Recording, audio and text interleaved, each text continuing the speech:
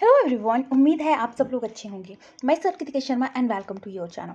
Students, हमने start की है सीरीज जिसमें कि हम कर रहे हैं 500 मोस्ट इंपॉर्टेंट क्वेश्चन केमिस्ट्री के। इसमें हमने प्रीवियस ईयर जो भी टैट में आए हुए हैं मेडिकल एंड नॉन मेडिकल वो सारे इंक्लूड हैं। 400 हमने कर लिए हैं। अब है आपकी लास्ट क्लास, इसमें हम डिस्कस करने वाले हैं लास्ट कंसेप्ट, मतलब सारे क्वेश्चंस। देखिए, जिस टाइप के क्वेश्चन आपके टैट में आते हैं वो सारे यहाँ पे ऐड किए गए हैं। सो मैं बोल सकती हूँ कि अगर आप इस 500 क्वेश्चन को लर्न कर लेते हो तो आपके टैट में बहुत अच्छा स्कोर रहेगा केमिस्ट्री का। ये मैं गारंटी के साथ बोल सकती हूँ, क्योंकि इससे ही हो सकता है कि इसी से हर एक क्वेश्चन इसी से आए। तो ये बहुत ही इंपॉर्टेंट है, क्योंकि बहुत 10-12 सालों का जनरलाइज करके मेडिकल नॉन मेडिकल दोनों का करके यहाँ पे ये ऐड किए गए हैं। साथ साथ अगर आपको डिटेल में डिस्कस करना है तो हमारी एक और सीरीज़ है जिसमें हमने 6 to लेके 10 तक के कंप्लीट एनसीईआरटी भी नोट्स भी डिस्कस किए हैं और उसके एमसीक्यू डिस्कस किए हैं, वो भी देख सकते हो। बट लास्ट टाइम है तो आप सिर्फ ये 500 क्वेश्चन एंड जो केमिस्ट्री इंपॉर्टेंट कंसेप्ट वाली सीरीज़ है उसमें जो इंपॉर्टेंट कंसेप्ट्स हैं, जैसे कि रिएक्टिविटी वाला 50 इंपॉर्टेंट केमिकल कंपाउंड्स एंड आपका जो एक पीरियोडिक टेबल वाला, वो 3 लेक्चर और ये 5 लेक्चर, ये देख लीजिए। गारंटी के साथ बोल सकती हूँ कि आपके अच्छे मार्क्स आएंगे। तो चलिए स्टार्ट कर रहे हैं हम। Excess hydrostatic pressure that develop due to osmosis at a particular area. Particular area में अगर प्रेशर जनरेट होता है वो आता है आपका ऑस्मोटिक प्रेशर। क्या आ गया? Osmotic pressure. सब्सटेंस जो होता है वो अलाउ करता है जो passage of electric current and उससे होगी मूवमेंट, मतलब स्प्लिटिंग होगी लाइंस की, तो वो आता है इलेक्ट्रोलाइट। और इलेक्ट्रोलाइट क्या होते हैं? Good conductor of electricity. अब example of a primary cell. Primary cell वो सेल होते हैं जिनको रिचार्ज मतलब जैसे होता है ना, आपने फ़ोन की बैटरी कम होगी, चार्ज कर लिया, तो ये सेल हुए जिनको चार्ज नहीं कर सकते, कैन नॉट रिचार्ज, जैसे कि dry cell and mercury cell. फिर आता है रिवर्स एड्सॉर्प्शन। एक होता है एब्जॉर्प्शन, एक होता है एड्सॉर्प्शन। एब्जॉर्प्शन होता है मतलब पूरा एब्जॉर्ब करना, और एड्सॉर्प्शन होता है सरफेस फिनोमेना या bulk phenomena and surface phenomena. Adsorption जो होता है वो होता है मतलब रिवर्स होता है जब एडजॉर्प्शन, तो वो आता है रिजॉर्प्शन। मिसल्स तब बनती है जब कोई जैसे कि सोप वर्क करता है, ठीक है, तो वो उसके साथ पूरा जैसे कि हाइड्रोफिलिक ये ऐसे पूरा रेंज बनाता है ऐसे से, तो वो पूरा स्ट्रक्चर बनाता है, वो आती है मिसल। तो मिसल जो बनती है वो बनती है above Krafft temperature and above critical micelle concentration, मतलब CMC। इसके मतलब इस रेंज तक होगा तो उसके बाद ये चीज़ बनना स्टार्ट हो जाएगी, तो वो आता है। फिर neutralisation of a charge on the colloidal particle is called, neutralisation हो रहा है चार्ज का कोलाइडल पार्टिकल का, वो आता है कोगुलेशन एंड फ्लक्चुएशन। फिर निकल मेटल को प्योरीफाई किया जाता है मॉन प्रोसेस से। याद रखना, निकल मेटल को प्योर किया जाता है मॉन प्रोसेस से। एंड मेटल जो रिक्वायर होता है स्पेस टेक्नोलॉजी में, उसको प्योरीफाई किया जाता है वॉन एंकल प्रोसेस से। किससे किया जाता है? वॉन एंकल प्रोसेस से। फिर आता है formation of a soluble compound of the ore by reacting with stable chemical compound. या बोल सकते हो जैसे कि ओर को आपने किसी सॉल्यूशन में डिसॉल्व किया है और उसको प्योरीफाई कर रहे हैं, तो वो प्रोसेस आता है लीचिंग। एंड ग्रुप 15 एलिमेंट जो कि नाइट्रोजन फैमिली आती है उसे बोला जाता है पनिकोजन्स। एंड जो उसके प्रोडक्ट बनते हैं हाइड्रोजन के साथ उसको बोला जाता है पनिकोमाइड। ठीक है, माइट्स। तो ये देखेंगे उसके जो प्रोडक्ट आते हैं NH3, PH3, ASH3, SbH3, BiS3। Arrangement of A increasing reducing nature होता है कि वो जितने जल्दी बॉन्ड ब्रेक कर सकता है। तो देखिए, जितना लूज होगा उतना जल्दी बॉन्ड ब्रेक करेगा। सो भी आपको पता है डाउन द ग्रुप क्या होता है? साइज इंक्रीज करता है। तो साइज इंक्रीज करेगा तो बॉन्ड स्ट्रेंथ कम होती है, बॉन्ड स्ट्रेंथ कम होती है तो बॉन्ड जल्दी ब्रेक होते हैं, तो वो आता है रिड्यूसिंग नेचर। तो डाउन द ग्रुप BiH3 सबसे ज़्यादा होता है, फिर उसके बाद SbH3, ASH3, PH3 and NH3।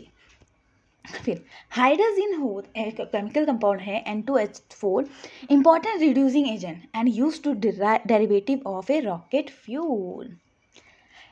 Dilute alkaline की MN4, ये आता है बेयर एजेंट। जो ये क्वेश्चंस आते हैं ना, ये डायरेक्टली आते हैं, ऐसे नहीं कंफ्यूज करके आएंगे, ये क्वेश्चन डायरेक्टली आएंगे। बाकी जो क्वेश्चन कंफ्यूज करके आएंगे वो मैंने एक्सप्लेन कर रही हूँ यहाँ पे। Copper, silver, gold belonging to a group 11 is known as a coinage metal. फिर आता है क्वांटम नंबर। क्वांटम नंबर में 4 क्वांटम नंबर आते हैं जो स्टेट बताते हैं इलेक्ट्रॉन्स की। प्रिंसिपल क्वांटम नंबर QN से मतलब है क्वांटम नंबर, ये बताता है सेल कितने हैं। एजीमुथल क्वांटम नंबर ये n-1 का फॉर्मूला है। मैग्नेटिक क्वांटम नंबर किस वो रोटेट हो रही है, क्या वो आ रही है, वो बताता है -1 0 +1। एंड स्पिन क्वांटम नंबर उसकी स्पिन बताता है, और ये भी बोलता है कि टू जो भी होंगे वो इलेक्ट्रॉन्स होंगे वो कभी भी सेम नहीं होते, तो स्पिन के वेरिएशन तो होगी। फिर एक सेल में जैसे कि ये है आपका, यहाँ पे फिल हो रहे हैं इलेक्ट्रॉन, तो पहले ऐसा नहीं होगा कि ये भर दिया फिर नेक्स्ट, पहले सब हाफ। जैसे कि किसी को कुछ बांटना है तो ऐसा नहीं करेंगे कि पहले एक को दे दिए जितना उसको चाहिए, फिर दूसरे को जितना चाहिए, फिर तीसरे को कितना चाहिए, हो सकता है लास्ट वाले को खत्म हो जाए। तो सबसे पहले हाफ सबको दे दिया जाएगा, फिर देखा जाएगा कितना बचता है, उसके हिसाब से उसको बांटा जाएगा। इसकी बात की थी हंस ने, तो इसे बोला जाता है Hund's rule of a maximum multiplicity. And principle cell, ठीक है, प्रिंसिपल सेल है, ठीक है। No two electron in atom can have a same set and all 4 quantum number, तो वो आता है पॉलिस एक्सक्लूजन प्रिंसिपल। अब हमने 4 क्वांटम नंबर किए, तो कौन सा क्वांटम नंबर है वो एंगुलर मोमेंटम शो करता है, वो आता है आपका azimuthal quantum number. F block element जिन्हें कि हम इनर ट्रांजिशन एलिमेंट बोलते हैं, वो आते हैं lanthanoid and एक्टेनोइड।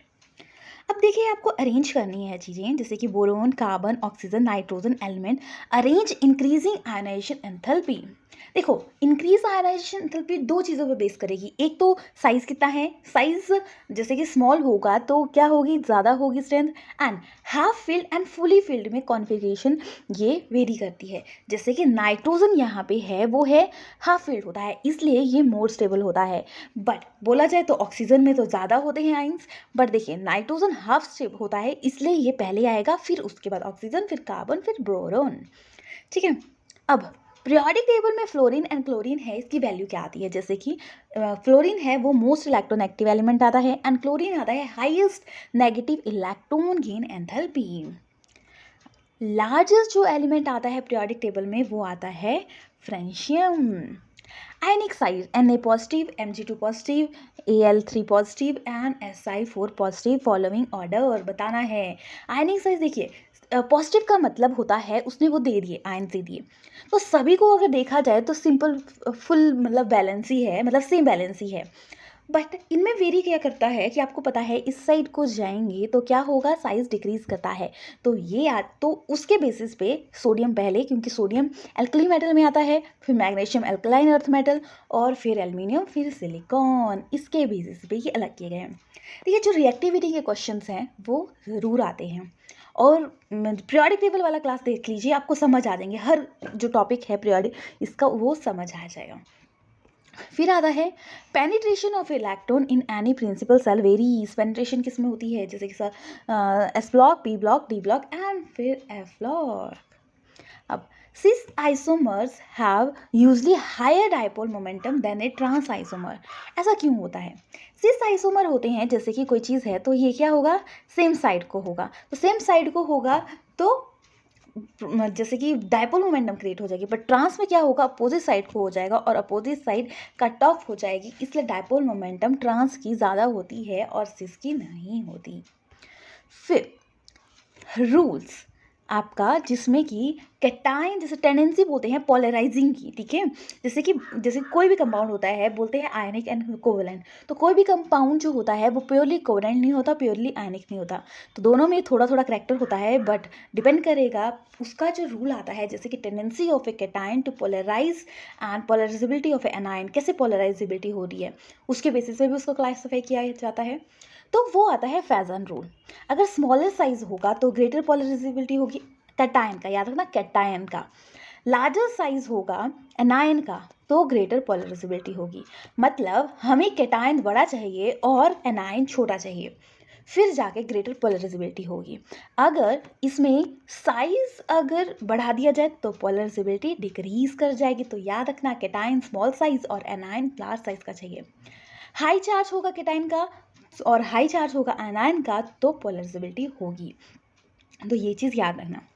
Covalent character of A lithium halide order, तो कोवेलेंट करेक्टर आता है लिथियम आयोडाइड, फिर lithium bromide, lithium chloride and lithium fluoride. अब देखिए, जो अब आप क्वेश्चन करने वाले हैं, मैंने कुछ ऐड किए हुए हैं क्वेश्चन, जैसे कि जो शेप से रिलेटेड क्वेश्चंस आते हैं, कुछ उनकी हाइब्रिडाइजेशन आती है, बॉन्ड एंगल आता है, तो मैंने हर कंसेप्ट का यहीं पे एक ही में ऐड कर दिया क्वेश्चंस में। तो ये किसी भी वे से कोई भी आ सकता है, जैसे कि shape of a bond angle BF3 BCl3 AlCl3 CO3 negative NO3 negative. तो इन सब का होता है ट्रायंगुलर शेप होती है एंड 120 डिग्री का एंगल बनाता है एंड sp2 हाइब्रिडाइजेशन होती है। तो इस टाइप की शेप होती है। अब इनमें से कोई भी आ सकता है, तो ये चीज़ लर्न कर लेना। फिर आता है आपको शेप एंगल हाइब्रिडाइजेशन बतानी है, CH4 SnCl4, तो जिसमें भी 4 होगा उसका होगा टेट्राहेड्रल, और क्या होगा, और 109.5 एंगल बनाएगा एंड sp3 हाइब्रिडाइजेशन होगी। अब आता है आपका bond angle shape and hybridisation बतानी है आपको, BRF5 XeOF4, मतलब स्क्वायर पिरामिडल है इसका। देखिए ये शेप देख रहे हो आप, ऐसी है, 90 डिग्री है एंड ये है DSP3 हाइब्रिडाइजेशन। अब एक क्वेश्चन इससे हाइब्रिडाइजेशन से रिलेटेड है, जैसे कि H2O CO2 NH3 CH4, which of the following maximum bond angle किसका होता है। तो CO2 का मैक्सिमम होता है, क्योंकि ये क्या बनाता है, लीनियर स्ट्रक्चर बनाता है, तो ये 180 डिग्री का एंगल बनाता है। बट H2O बेंड बनाता है तो 109, CH4 क्या बनता है 9.5, एंड अमोनिया इसमें लोन पेयर होता है तो इसमें डिस्टॉर्शन होती है, तो ये 109 से कम बनाता है, यानी 107.5 बनाता है, और मोर देन 90 होता है। अब शेप ऑफ ए IFO7, तो 7 है, तो क्या है ये, pentagonal bi pyramidal, sp3d2 hybridisation होती है, बॉन्ड एंगल होता है 90 डिग्री से 72 डिग्री। फिर शेप आती है आपकी SF6 CrF3 negative and CONH3 का 6 की आती है ऑक्टाहेड्रल एंड 90 डिग्री का एंगल बनाता है, sp3d2 इसकी हाइब्रिडाइजेशन आती है। अब एक क्वेश्चन रीजनिंग टाइप का है, वो भी मैंने यहाँ डाला है, जैसे कि NH3 and BF3 which out of A highest dipole momentum. तो देखिए, फ्लोरीन होता है वैसे तो more electronegative than A nitrogen, तो उसकी ज़्यादा आनी चाहिए, बट NH3 की ज़्यादा होती है, क्योंकि नाइट्रोजन क्या होता है मोर इलेक्ट्रोनेगेटिव हाइड्रोजन का, तो इस साइड को ये देगा, ठीक है। और फ्लोरीन मोस्ट इलेक्ट्रोनेगेटिव है, तो ये फ्लोरीन की तरफ N बॉन्ड बनाएगा, तो जिसकी वजह से ये होती है रिपल्शन, और जो डायपोल मोमेंटम हो जाती है कम। तो NH3 की होती है 1.47 एंड NF3 की होती है 0.47। अब आता है कुछ लॉ, बॉयल्स लॉ बोलता है pressure directly inversely proportional to 1/V, volume का होता है। तो वॉल्यूम क्या होता है, तो जिसका ग्राफ होता है वो आता है आइसोथर्म, इसमें टेम्परेचर इज ए कांस्टेंट। देखो, टेम्परेचर अगर कांस्टेंट है तो आप बोल सकते हो प्रेशर इंक्रीज करेंगे तो वॉल्यूम कम होगा। इसी की बेसिस पे तो गैसों को फिल किया जाता है या लिक्विफाइड किया जाता है। प्रेशर इंक्रीज किया तो वॉल्यूम कम होगा। देखो ना, आप किसी स्पॉन्जी चीज़ को ले लो, आप खुद उस पर प्रेशर दोगे जोर से, तो क्या होगा, वॉल्यूम कम होगा ना। तो वैसे ही गैसेस के केसेस में होता है। फिर आता है चार्ल्स लॉ बोलता है volume directly proportional to temperature, क्योंकि टेम्परेचर इंक्रीज करेगा तो वॉल्यूम भी इंक्रीज करेगा, क्योंकि टेम्परेचर से काइनेटिक एनर्जी इंक्रीज होती है, काइनेटिक एनर्जी जो इंक्रीज होती है तो वॉल्यूम भी इंक्रीज होता है। तो ग्राफ जो बनता है वो आता है आइसोबार। अब रियल गैस वो होती है ओबे गैस लॉ अंडर। देखो, आइडल गैस जो होती है वो हर कंडीशन में, जैसे कि ओबे ऑल गैस लॉ PVNRT वहाँ पे फॉलो होता है, जैसे कि इस क्वेश्चन में बताया है। बट रियल गैस होती है कि रियल आइडल गैस हमेशा फॉलो नहीं होती, क्योंकि कुछ इम्प्योरिटी कुछ चीज़ें ऐड होती हैं। तो रियल गैस ओबे करती है जब लो प्रेशर होगा एंड हाई प्रेशर होगा। तो यहाँ पे फॉर्मूला बनता है उसका P + AN² V², ठीक है। अब ब्रैकेट में V - NB and NRT। N क्या आ जाता है कि जो उसमें इम्प्योरिटी आती है वो इसमें ऐड हो जाती है, जैसे PAN² एंड V2 इसमें इम्प्योरिटी आ गई, NB इसकी वॉल्यूम की इम्प्योरिटी, जैसे फ्रैक्शनल थोड़ा सा चेंज आता है वो आता है। चलिए नेक्स्ट करते हैं। नेक्स्ट आता है surface tension and viscosity decrease कब होगी। देखो, सरफेस टेंशन होती है कि किसी की शेप गोल शेप है, किसकी वजह से सरफेस टेंशन। विस्कोसिटी होती है कि थिकनेस कैसी है। अगर आप हनी को इन टेम्परेचर दोगे तो क्या होगा, वो पतला हो जाएगा तो जल्दी फ्लो करेगा। तो राइज इन टेम्परेचर तो viscosity and surface tension increase करती है। अब अब आता है आपका एक्सटेंसिव प्रॉपर्टी। एक्सटेंसिव प्रॉपर्टी वो होती है जिसकी वैल्यू डिपेंड करती है साइज ऑफ द सब्सटेंस। जैसे कि मास कितना साइज है उस पर भी बेस होगी ना, volume, surface tension, internal enthalpy, आप energy, enthalpy, entropy, free energy, heat capacity. तो ये सारे डिपेंड करेंगे एक्सटेंसिव, मतलब उसके कितने मॉलिक्यूल हैं, सब्सटेंस है उसमें प्रेजेंट है। इससे आपको डायरेक्ट क्वेश्चन आता है, बताओ इनमें से कौन सी एक्सटेंसिव प्रॉपर्टी है, बताओ इनमें से कौन सी इंटेंसिव प्रॉपर्टी होती है। इंटेंसिव प्रॉपर्टी डिपेंड नहीं करती कि कितना सब्सटेंस है, वो हमेशा ही फिक्स रहेगी। जैसे कि temperature, pressure, viscosity, surface tension, dielectric, specific heat capacity. तो ये आता है। अब आता है आपका एक्सोथर्मिक रिएक्शन। एक्सोथर्मिक रिएक्शन आता है delta H and delta we की वैल्यू, मतलब हीट गई, नेगेटिव वैल्यू आती है। एंडोथर्मिक मतलब हीट चाहिए होती है डेल्टा यू और डेल्टा वी, यू की वैल्यू एच की एंड डेल्टा यू की वैल्यू प्लस, वो एच क्या होता है you plus P V and delta U होता है क्यू प्लस वी।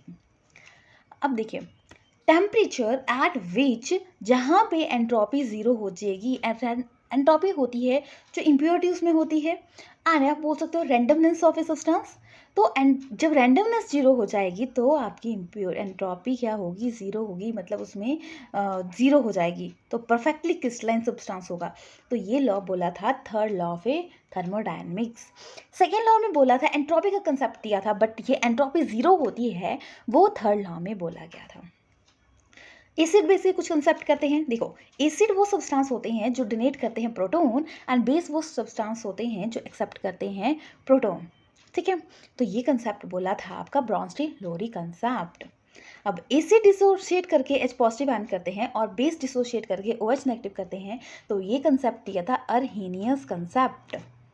लुईस के मुताबिक बेस क्या होता है, बेस होता है donate a pair of a electron, और एसिड क्या होता है accept a pair of a electron. PH of a human blood का पीएच कितना होता है, ह्यूमन ब्लड का पीएच होता है 7.3 से लेके 7.5।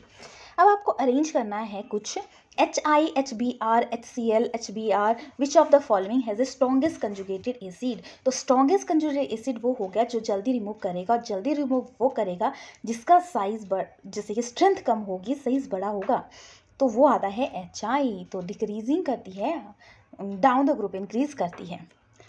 अब सॉल्यूशन जो जैसे कि उसमें स्मॉल अमाउंट अगर चेंज, देखो विच रेजिस्ट टू चेंज, मतलब चेंज नहीं होगा अगर उसमें एसिडिक एंड बेसिक सब्सटेंस डाल देते हैं, तो उस सॉल्यूशन को बोलते हैं बफर सॉल्यूशन। देखो सब्सटेंस जिसमें गिव ए ऑक्सीजन और रिमूव हाइड्रोजन, ठीक है, सब्सटेंस जो दे सकते हैं ऑक्सीजन एंड रिमूव करते हैं हाइड्रोजन को, तो वो आते हैं ऑक्सीडाइजिंग एजेंट या ऑक्सीडेंट। और सब्सटेंस जो प्रोवाइड करवाते हैं हाइड्रोजन को एंड रिमूव, तो जैसे कि रिमूव आ जाएगा आपका ऑक्सीजन, तो वो आएगा आपका रिड्यूसिंग एजेंट। अब आता है oxidising agent in term of electron. Electron की टर्म में ऑक्सीडाइजिंग एजेंट वो होते हैं जो सब्सटेंस एक्सेप्ट करते हैं 1 और 2 इलेक्ट्रॉन। क्या होते हैं 1 एंड 2 इलेक्ट्रॉन जो एक्सेप्ट करते हैं। रिड्यूसिंग एजेंट कौन से होते हैं, सब्सटेंस लूज 1 और मोर इलेक्ट्रॉन। तो ये कंसेप्ट याद रखना आप अच्छे से। Oxidation number of A phosphorus किसमें पूछा गया है, NaH2PO4। देखो Na होता है 1, ठीक है, पॉजिटिव वैल्यू, तो H2 होती है पॉजिटिव वैल्यू, P आपको निकालना है, O ऑक्सीजन की होती है -2। तो ये टर्म आप याद रखोगे तो आप इजीली निकाल लोगे। सो 3 - 8 = X = +5, इसकी ऑक्सीडेशन नंबर आ गया। हाइड्रोजन, आपको पता है ना हाइड्रोजन पीरियोडिक टेबल का फर्स्ट एलिमेंट है, तो ये किसने दिया था, ये दिया था हेनरी कैवेंडिश ने। लार्ज स्केल पे प्रोडक्शन करना हाइड्रोजन की, तो ये डाई हाइड्रोजन के रूप में, तो वो आता है प्रोसेस लानिस प्रोसेस। अब प्रॉपर्टी जहाँ पे मैटर गैस को एब्जॉर्ब करती है उसे बोला जाता है ऑक्लूजन। अब नेक्स्ट जो आता है ये रिएक्टिविटी के बेसिस पे, जैसे कि थर्मल स्टेबिलिटी किसमें हुआ है, thermal stability of alkaline hydride and decreasing. देखो डाउन द ग्रुप चाहते हैं तो क्या होता है, साइज बड़ा होता है, जल्दी ब्रेक होती हैं चीज़ें। तो देखो ये कंसेप्ट हर जगह, कोई भी कंसेप्ट आएगा ना, कोई भी रिएक्टिविटी कुछ भी क्वेश्चन आएगा तो याद रखना डाउन द ग्रुप क्या होती है, रिएक्टिविटी इंक्रीज करेगी, और रिएक्टिविटी के बेसिस पे जो भी क्वेश्चन आएगा तो वो आप सही करके आना। फिर हाइड्रोलिथिस कॉमन नेम ऑफ है, किसका कॉमन नेम है? वो आता है कैल्शियम हाइड्राइड। फिर आता है हैवी वाटर, जिससे न्यूक्लियर रिएक्टर में भी यूज़ करते हैं। फिर ये आ जाता है आपका, क्या आ गया आपका, यूरे। और ऑफ मैग्नीशियम, देखो मैग्नीशियम की और मैंने एक ही जगह ऐड कर दी है, जैसे कि dolomites MgCO3 CaCO3, magnesite MgCO3, इप्सोमाइट MgSO4, 7 water molecule. देखिए स्टूडेंट्स, अगर आप ये देख लेते हो ना, बहुत बहुत मेहनत करके बनाए हैं, क्योंकि बहुत सर्च करके ये चीज़ें ली हुई हैं, बुक से ली हैं, पेपर से ली हैं, हर जगह से ली हैं। So this will be help for you, और आपका टाइट क्लियर हो जाए तो मुझे यही चाहिए। अब कहते हैं questions. Decrease in solubility due to decrease करेगी सॉल्युबिलिटी किसकी वजह से? Decrease hydration enthalpy. देखो हाइड्रेशन एंथैल्पी वो होती है जब आप किसी चीज़ को जैसे कि किसी में डालते हो, ठीक है, सॉल्यूशन में डाल रहे हो किसी सॉल्यूट को, वो कितनी पावर जनरेट करता है, वो आती है हाइड्रेशन एंथैल्पी। तो डिक्रीज करेगी solubility due to decrease in hydration enthalpy.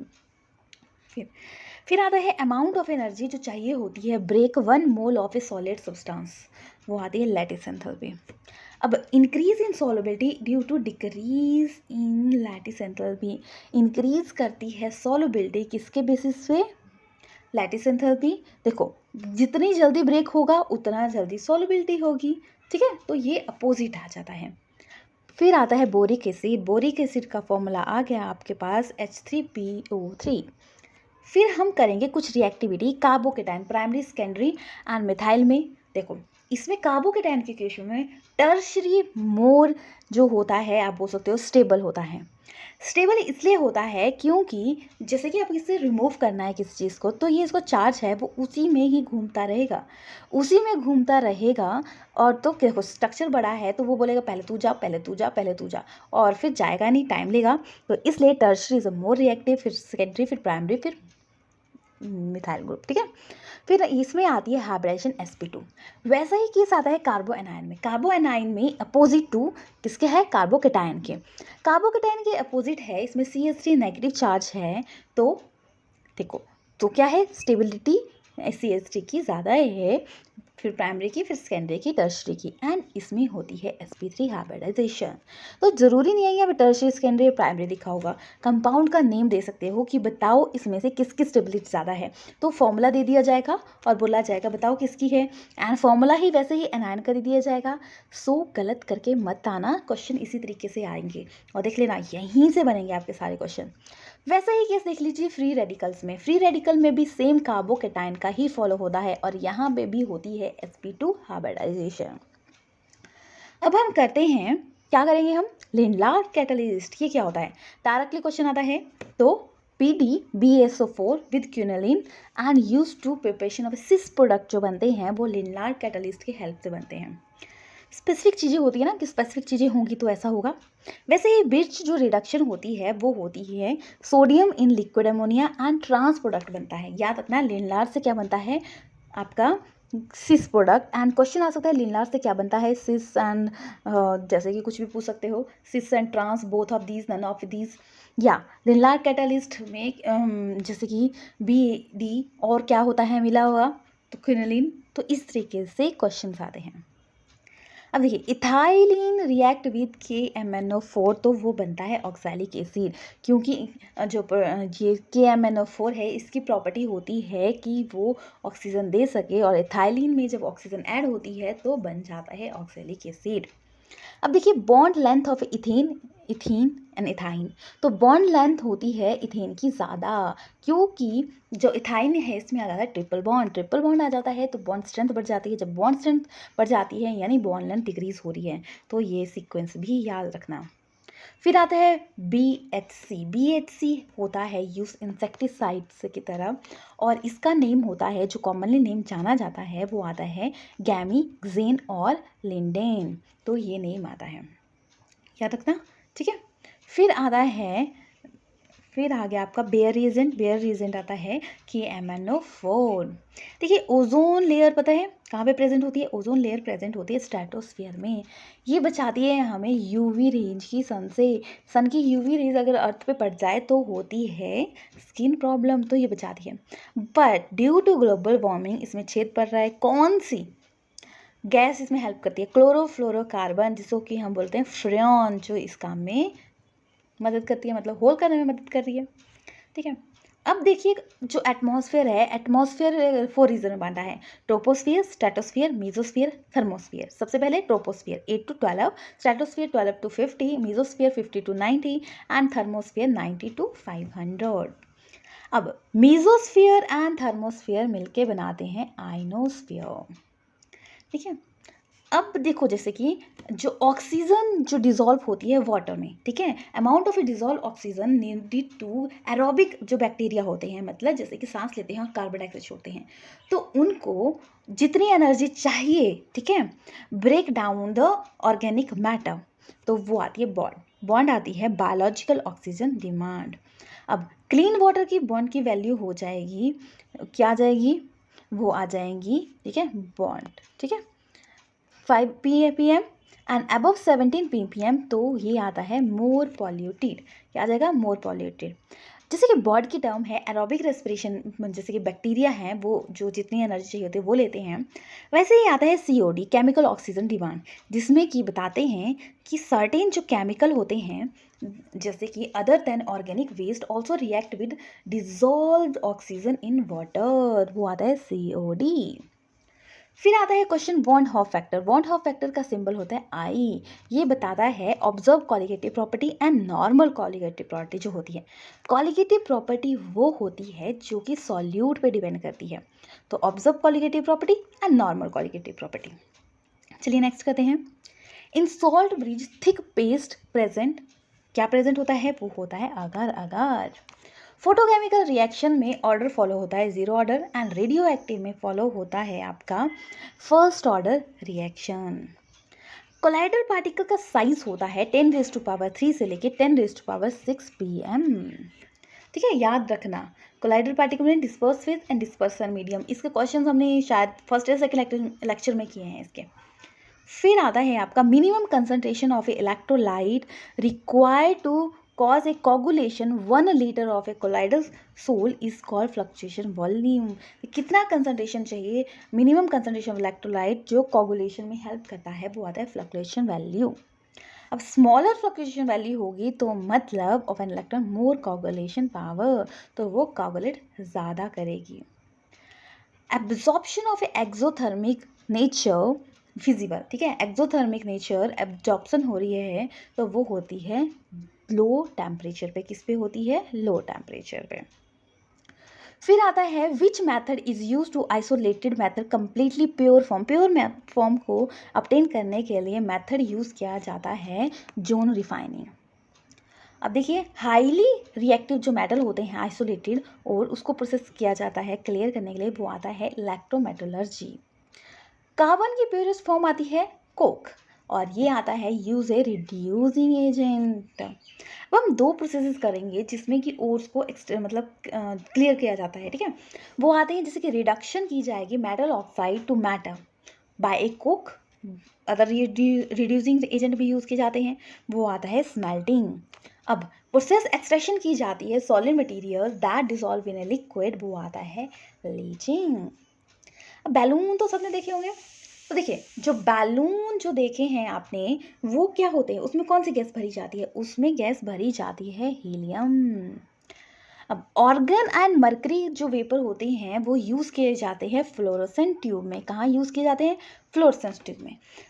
अब हम करने वाले हैं मोस्ट इंपॉर्टेंट रिएक्टिविटी, जैसे कि HClO, HClO3, HClO3 and HClO4 arrange the decreasing acidic strength. तो देखिए डिक्रीजिंग स्ट्रेंथ किसकी होती है? HClO4 की कम होती है। क्यों? देखो यहाँ पे जो क्लोरीन है वो 4 ऑक्सीजन के साथ एकुमुलेट कर रहा है, मतलब स्टेबल प्रोडक्ट बना रहा है। वहीं क्लोरीन के साथ एक ऑक्सीजन है, तो एक ऑक्सीजन है तो वो लेस स्टेबल है, जल्दी ब्रेक होगा। और वैसे ही 4 जुड़े हुए हैं तो वो टाइटली बॉन्ड है। तो यहाँ पे ये कंसेप्ट आता है और ये बहुत बहुत बार आता है। ज़रूरी नहीं है कि आपको एक ही सीक्वेंस जैसा ये दिया हुआ है वैसे ही आएगा, हो सकता है ऑप्शन अलग अलग दे दीजिए, जैसे कि ऑप्शन में 1 2 3 4 ऐसा दे दिया जाएगा। इस तरीके से क्वेश्चन आते हैं। फिर आता है BrO4 negative, ClO4 negative, IO4 negative oxidising power decrease कहाँ को डिक्रीज करती है? डिक्रीज करती है BrO4, फिर ClO4 and IO4, because decrease in electronegativity, ठीक है, डिक्रीज करेगी, जिसकी वजह से ऑक्सीडाइजिंग पावर भी डिक्रीज करेगी। फिर कुछ हम करेंगे अब रिएजेंट्स उससे रिलेटेड, जैसे कि सल्फर डाइऑक्साइड है वो ऑक्सीडाइजिंग एंड रिड्यूसिंग बहुत बिहेव करते हैं। अब आता है टॉलन रिएजेंट। टॉलन रिएजेंट होता है ammoniacal solution of a silver nitrate. Fehling solution होता है mixture of a copper sulphate, sodium hydroxide and Rochelle side. Rochelle side होता है सोडियम पोटाशियम टार्टेट। देखो ये क्वेश्चन रॉचल साइड के लिए भी आ सकता है एंड फैलिंग सॉल्यूशन का डायरेक्टली भी आ सकता है। ये यूज़ किए जाते हैं रिड्यूस करने को चीज़ों को, ठीक है। ल्यूकास रिएजेंट होता है mixture of a HCl and anhydrous then Cl2। ये अल्कोहल डिटेक्ट करने के लिए यूज़ किया जाता है।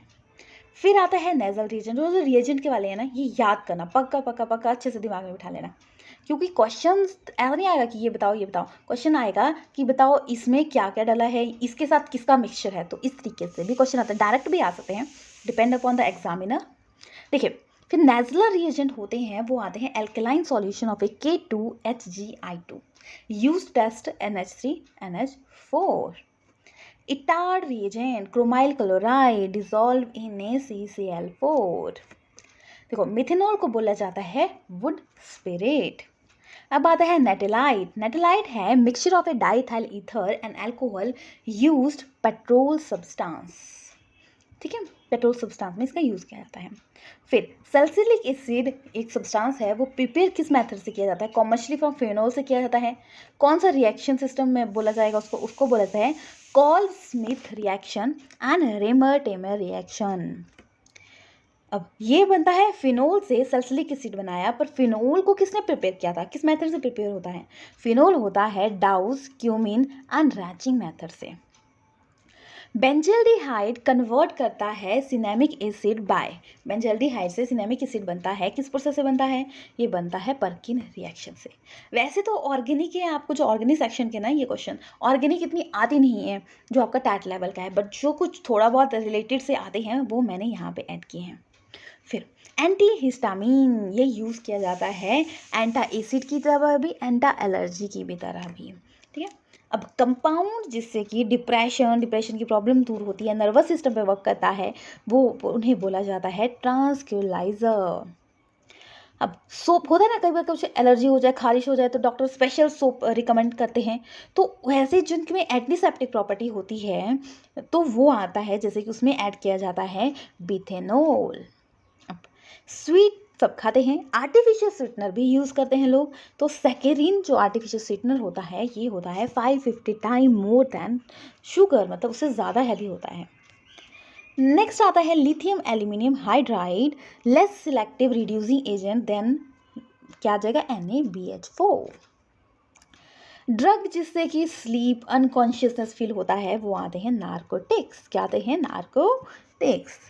फिर Dettol is a mixture of, Dettol सबके घरों में होता है, किसका मिक्सचर है? ये होता है क्लोरोक्साइलिनॉन एंड टर्पेनोल, क्लोरोक्साइलिनॉन एंड टर्पेनोल। ग्रिग्नार रिएजेंट RMGX आता है ग्रिग्नार रिएजेंट। अब ये फिनोल है, मिथाइल इथाइल प्रोपाइल एंड ये जो आपके आगे प्राइमरी सेकेंडरी टर्शरी, तो ये आपके अल्कोहल हैं, इनको एसिडिक स्ट्रेंथ किस साइड को होगी? एसिडिक स्ट्रेंथ होती है जितनी जल्दी बॉन्ड ब्रेक होगा, सो CH3OH, फिर CH2CH3, ये यहाँ पे आएगा CH3, ये CH2OH, फिर CH3 CHOH CH3, फिर ये जाएगा CH3COH, तो CH3OH का फर्स्ट होगा। जो रिएक्टिविटी जो ऑर्गेनिक कंपाउंड से आती है वो मैंने यहाँ पे ऐड कर दी है, इसके बाद नहीं आएगा। नेल पॉलिश रिमूवर किससे बना होता है? नेल पॉलिश होता है एसीटोन से बना हुआ। तो ये तो थे आपके 500 प्लस मतलब 520 क्वेश्चंस किए हमने। मोस्ट इंपॉर्टेंट ये ज़रूर कर लीजिएगा। 5 क्लासेस हैं, 5 क्लासेस हाफ आवर के हैं, 2.5 आवर में आपका कंप्लीट हो जाएगा। उसके बाद साथ साथ में जो मैंने आपको बताया रिएक्टिविटी एंड आपका पीरियोडिक टेबल और 50 इंपॉर्टेंट केमिकल कंपाउंड्स, ये कर लीजिए।